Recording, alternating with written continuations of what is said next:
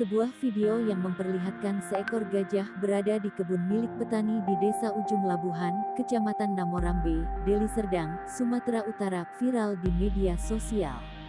Manajer Medan Zoo, Henry Pangestu Samosir, mengatakan hewan berbobot 3 ton tersebut sudah berhasil dibawa kembali ke kebun binatang Medan Zoo. Akibat lepasnya hewan berukuran jumbo tersebut, beberapa tanaman milik warga rusak.